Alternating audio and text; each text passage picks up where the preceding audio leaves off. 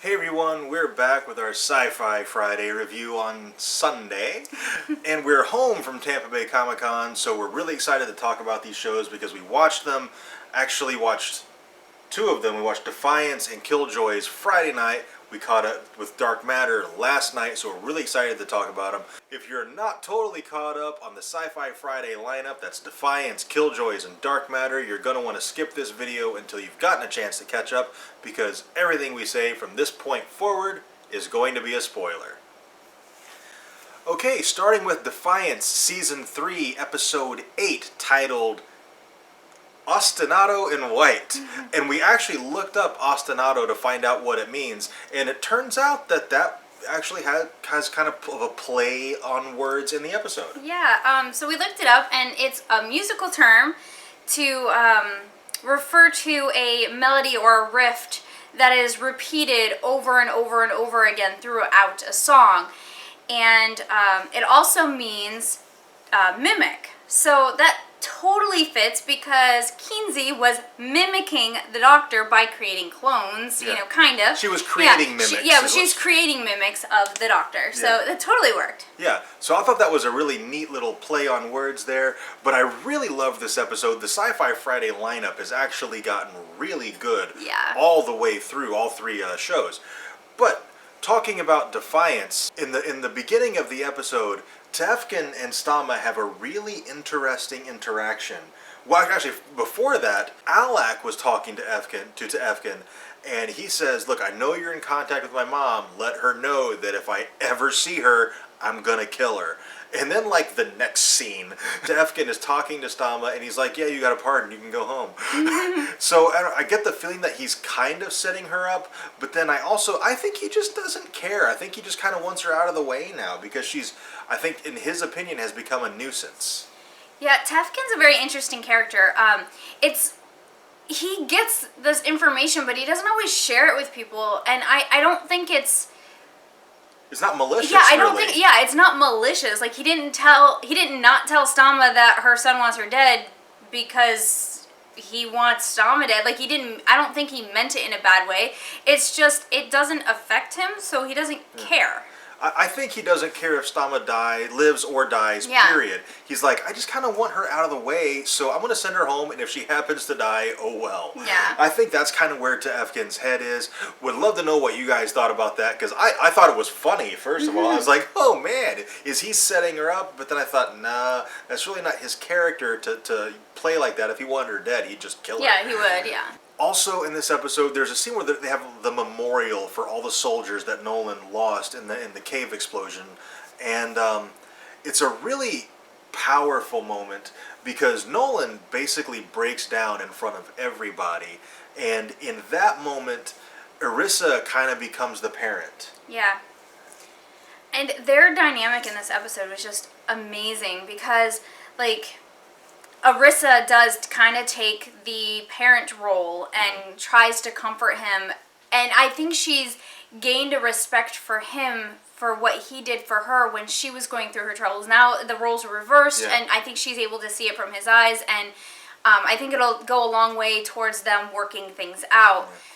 Also, Nolan is he really impressed me as a character because, as they were hunting down this creature, a raccoon comes out and he shoots it without even thinking, and Irissa basically tells him, you need to go home and get your shit sorted out and come back later.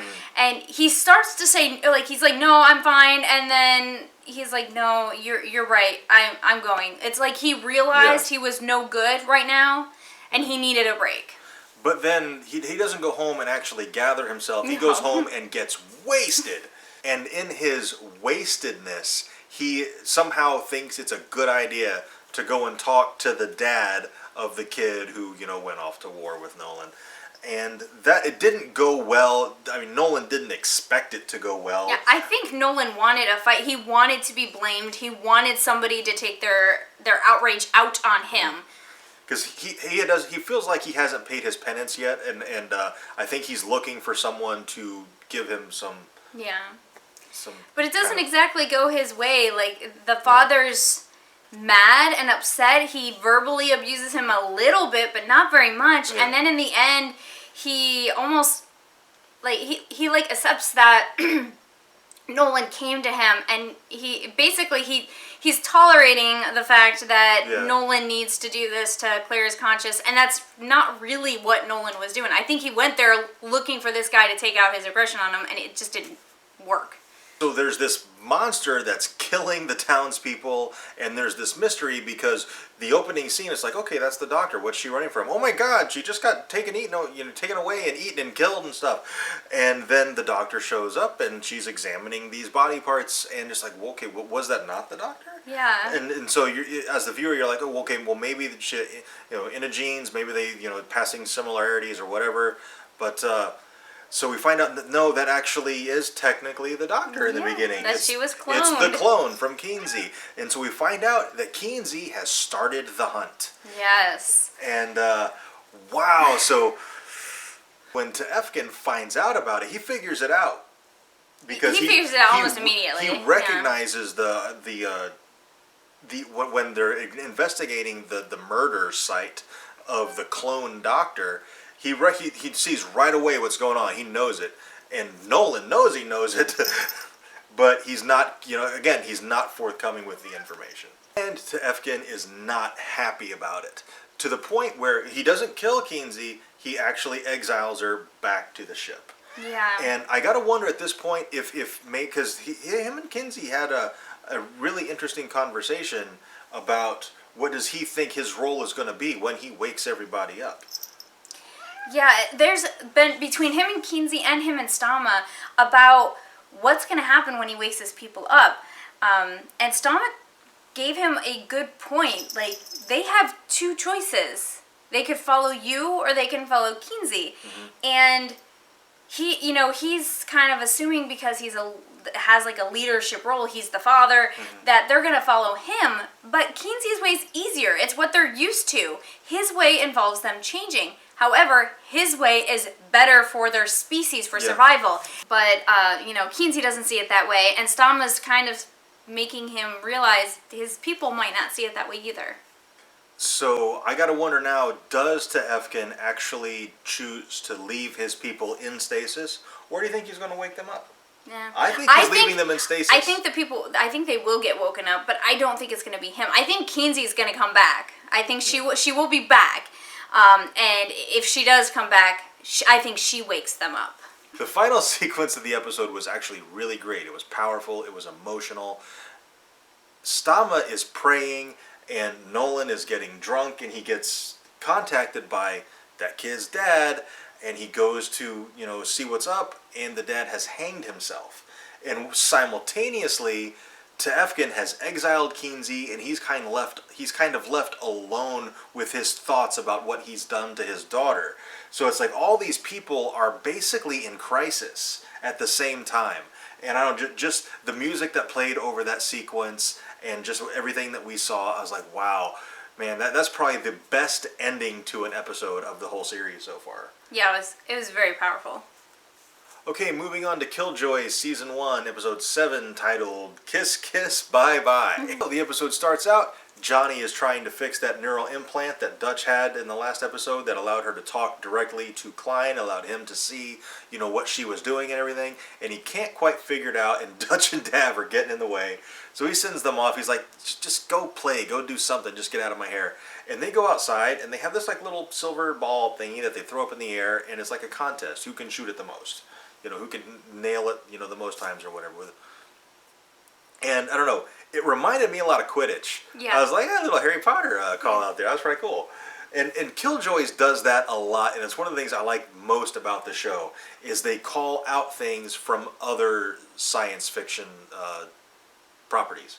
So while Johnny's trying to figure out this neural implant, he decides to try it on himself because he's curious, he's a scientist, but and he's like, well, nothing else is working, let's try it. And he puts it on, and they end up taking it to the doctor. It gets broken during removal, and they're like, okay, well, this lead is busted. We've got nothing going on leading us into Dutch's past or toward her goal or whatever.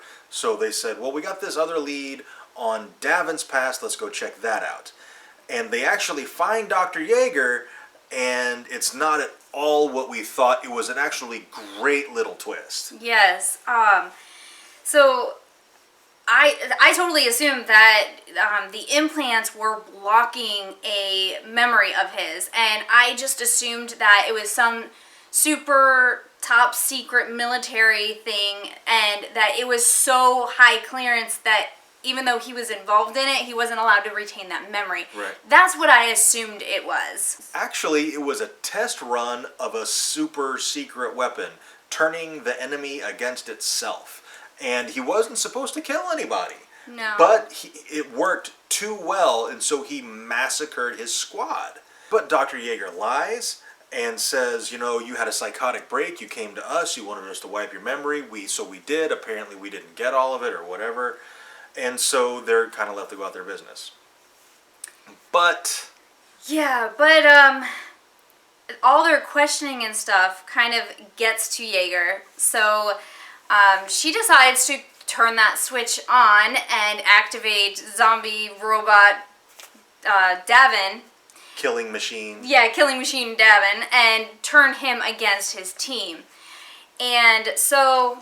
The fight sequence between him and Dutch was absolutely awesome. Yeah, it was awesome because they're fighting and they're pretty even in the beginning, but they're even because it's pretty obvious that Dutch is pulling her punches. She doesn't want to go after him at first because it's like she doesn't believe it. She doesn't know what's going on. Once she figures out that, no, he is coming after me and he's going to kill me, she pretty quickly took him down and got him restrained. But then she makes the mistake of leaving him with Johnny, and Johnny is very emotional, and so he does things based on his emotion, and he gets too close and gets himself stabbed. And Johnny is an interesting character, and I'm liking him more and more. I didn't really like him as the show started, and I really don't like Davin still, but I was kind of on the fence with Johnny. But what's great about his character is traditionally in a show like this, his character will be played by a female. Because he is very emotional. All his reactions are emotional reactions. And that typically is a female character. And the fact that it's being played by a male actor now, I think it's very, very interesting. And the two, masculine characters are split. One's male, one's female. Dutch would typically be a male character. Yeah, she is very logic-based. She doesn't allow her emotions to get in the way of decisions and stuff like that. And that is a stereotypically masculine feature. Even her name, Dutch, that was the name of Arnold Schwarzenegger's character in Predator. So they've taken this name from a hyper-masculine film, from a hyper-masculine man, and given it to the heroine of a television show. Absolutely genius. Yes. But Dutch goes on the hunt for Dr. Yeager because she knows what's going on. She's figured it out. And Dr. Yeager thinks she gets the drop on her, and another little, nod to another science fiction property. They did a parallel between the scene in the Star Wars: The Phantom Menace where Qui-Gon and Darth Maul, they're facing, each other through the shield, and they can't get to each other. Dutch is facing Dr. Yeager through that shield, and she can't get to her. But Dutch manages to short-circuit the shield by using that little silver bally thing that they played with at the beginning. And I love it when they do callbacks. To just a little throwaway scene. This little insignificant scene in the beginning that was all of 30 seconds, if that, was brought back into play later in the episode. That was awesome. And she takes the ball and she throws it against the shield, and it bounces back and forth between the two shields, the one in front of her and the one behind her, and it overloads it, and she's able to get through, and she gives Yeager a choice. And this is my favorite moment of this episode. It gives Dr. Yeager the choice between a bullet or her mind machine, wiping her mind. And Dr. Yeager chooses a bullet, so Dutch gives her the mind machine. Yeah, she's like, bullet. And she goes, get in the machine. I'm like, oh yeah, score Dutch. Absolutely awesome. Yeah. And Johnny ends up, of course, he's okay. He got stabbed, but he's fine now. But the interaction that Dutch had with Davin about the scenario, about the whole situation, was actually really interesting. And telling about Dutch. Yeah. At the end, Davin is beside himself with what he did. He can't believe that he did this, even under the mind control and everything. And, him and Dutch have a moment, and he's like, I don't even know how you can look at me after what I did to you. I hope you know that's not me. And she's like, yeah, I know that's not you. But the problem is that is me. And, at first I was trying to figure out what she meant by it. And it didn't take long for it to click in my mind that Davin's programming are orders. He is given an order to kill someone, take somebody out, and he does it. Much like Dutch's red box. Mm-hmm. It's an order. The thing about that is that she has a choice. Yeah. And up until now, she has chosen to carry out her orders. Yeah. And so what Davin did under the mind control, she did of her own free will. Yeah. And that's what she meant by that, I think. Yeah. She's like, that's not who you are, but that is who I am. Like you didn't have a choice, I did. And I still did it. And I went and I did it anyway. But I think that's how she sees herself, but that's not how she actually is. Because the last order she got, she did not, she let him go. Yeah. She let the guy go. And finally, Dark Matter, Season 1, Episode 8, titled Episode 8. And of the 3 shows, I think I'm enjoying Dark Matter the most. Dark Matter is really, really good. Yeah, it is. Seriously, if you're not watching Dark Matter and you're watching our reviews, go ahead and watch the show too. It's so much better than we are. So the episode starts and 6 is having a meeting with some underground gangster type, and the meeting goes bad, as meetings of this sort often do, and 6 dies, but he gets shot and he gets killed. But he falls and his body goes psing, like into like pixelated. That's what it did. It went psing. I never recall that sound effect. But yeah, it did kind of go, like it like disintegrated. Disintegrated, like, yeah, and turned into a pile of black dust. What the hell is 6? Like, yeah. Because everybody has this mystery about them, and we thought we knew a lot about 6, but you're watching us going, oh man, what's going on with 6? But it's not long before that gets answered. Yes, and it's the transfer transit. The go on vacation with your clone kind of. That was mentioned in like episode 2 or 3 when he got on the station and he had his he got his little wound looked at, and he saw a commercial, and it was just like this meaningless scene in an episode a long time ago where he sees a commercial for this, and it's brought back to play, and I really like that because it's like any little detail could come up later, and I really like when they're that really detail oriented. And what 6 is doing is he's investigating the general who actually destroyed that space station that he is accused of destroying.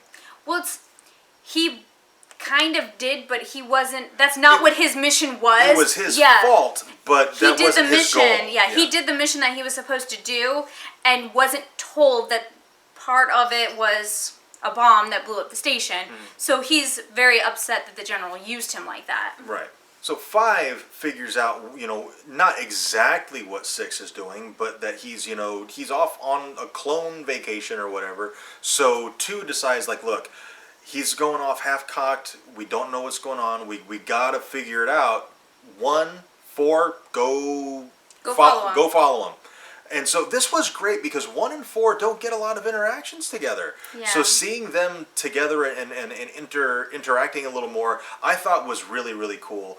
But the really great thing is one's really nervous about using this technology because you're laying basically in this box while your clone's off doing its thing, but your real body is basically defenseless. Anything could happen to you, and he's really nervous about that. But he doesn't take into consideration that this technology, it reads your DNA. And that's what ends up on the other side of the link.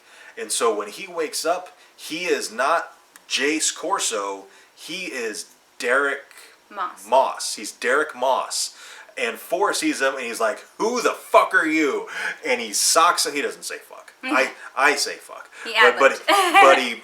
Yeah, who are you? Socks him. And he punches him right in the face, and he's like, no, I'm 1. 3's a dick. And he's like, okay, yeah, you're 1, but dude, what the hell is over your face? And 1 is forced to confess. Yeah, well, he looks in the mirror, and he's like, shit, I guess this is what I look like. And he was like, man. It's like he never even considered that, as he was so worried about his body being left defenseless, he never considered the fact that his secret will now be out. Yeah, and he's forced to confess, and I thought everybody took it pretty well.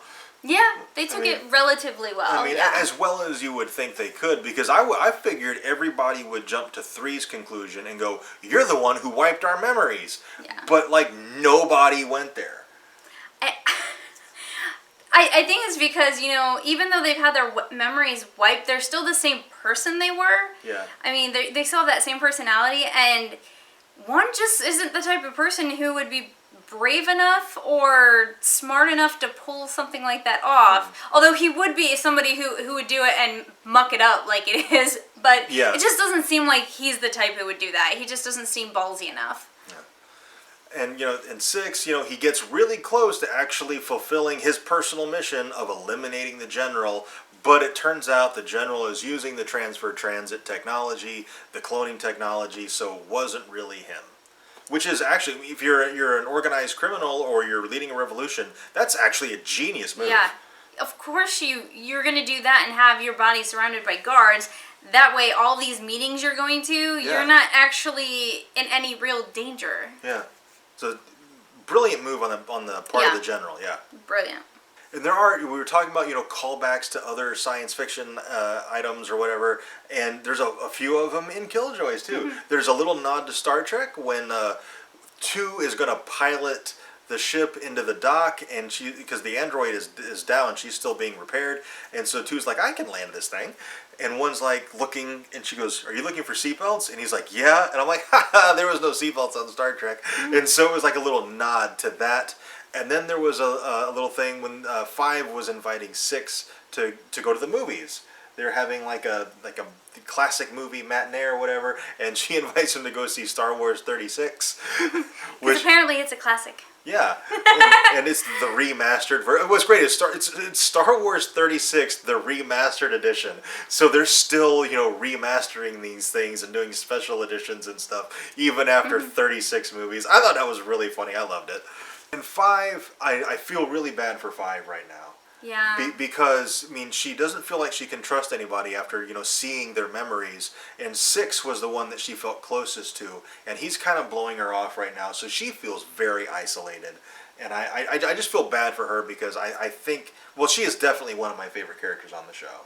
But I know your favorite character is the android, Yes, right? And the android had some interesting... I mean, she wasn't in most of the episode, but the little bit at the end that she was in was very interesting. Yeah. Because her and 5 are talking, and, you know, 5 apologizes to her because she thinks it's her fault the android was injured, and she's like, no, you presented a logical argument, and I asked, and 5 corrects her. She's like, no, you have emotions. I've seen you show them.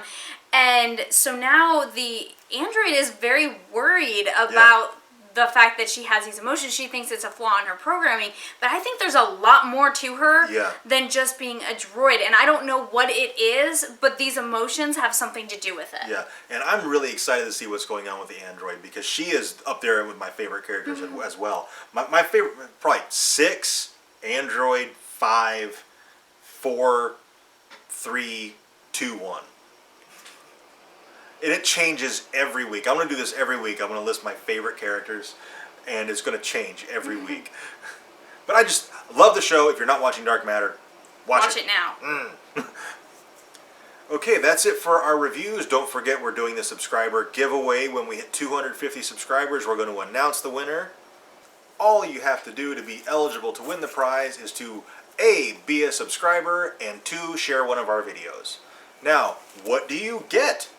Oh my gosh, you get to choose one of these 3 comics. They're Walking Dead #1 variants from Wizard World. These are, you know, very rare items, and we're giving one of them away. You get to choose which one you want. And you also get this autographed picture of Boba Fett himself, Jeremy Bulloch, which we got at Fanboy Expo. Alright, so if you're not subscribed already, be sure to hit that subscribe button and then share this video, and then you are eligible for the subscriber giveaway. Thank you very much for watching, and we'll see you next time.